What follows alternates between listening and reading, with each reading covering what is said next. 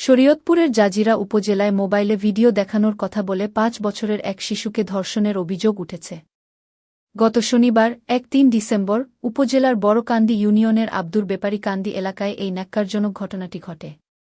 অভিযুক্ত নাজমুল খাঁ, পিতা আব্দুর রশিদ খাঁ, গ্রাম আব্দুর বেপারী কান্দি।